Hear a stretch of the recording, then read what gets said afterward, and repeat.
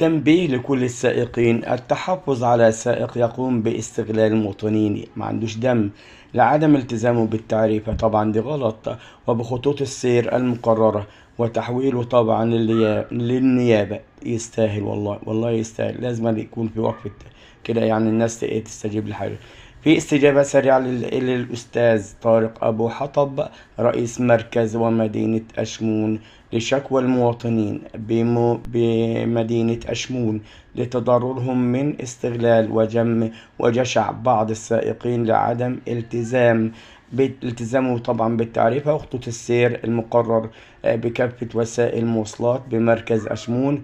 يعني دي طبعا يعني حرام الله عليك. أكد الأستاذ طارق أبو حطب رئيس مركز ومدينة أشمون أيوة أنه تم التنسيق، وبالتنسيق مع وحدة مرور أشمون تم ضبط وإحضار صاحب السيارة المذكورة الذي يقوم باستغلال المواطنين. أحسن والله.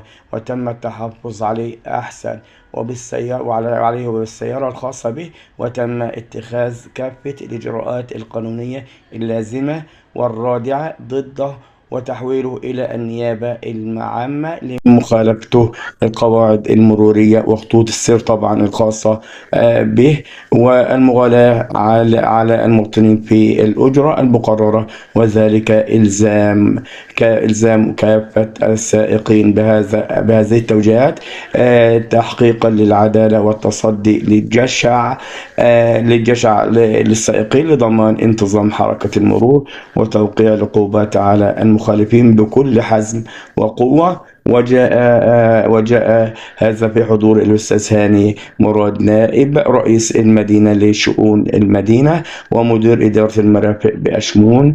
من جانبه وجه أبو حطب رؤساء الوحدات المحلية ومسؤول المشروع المواقف بضرورة التأكيد على وضع الملصق الخاص بالسيارات والمتضمن بخط السير والأجرة المقررة لعدم قيام قائدي السيارات بزيادة تعريفة الركوب المقررة والمتابعة الدورية لتلك التوجيهات. كما وجه رؤساء الوحدات المحلية بتكثيف الحملات الرقابية صح والله على كافة المواقف منعا للموالاة على المواطنين واتخاذ كافة الإجراءات القانونية حيال المخالفين.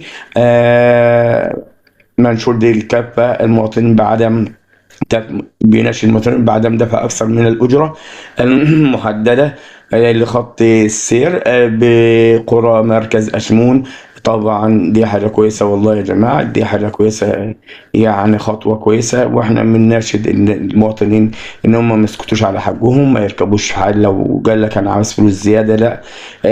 في طبعا ارقام تليفونات وفي جهات هتتجه ليها ان هي تاخد لك حقك من السائقين الجشعين اللي هم بيغالوا في المواصلات وخاصة عصر يوم الخميس في المواقف كلها عشان الناس بتبقى مروحة، معظم الناس كلها مروحة، وطبعا دي بيسبب ازدحام في المواقف، فالناس بتاخدها فرصة وبتغالب في سعر المواصلات، أجرة المواصلات. فدي شيء كويس. لو وصلت مع حضرتك ما تنساش تشترك معايا بالصفحة. سلام الله عليكم ورحمة الله وبركاته.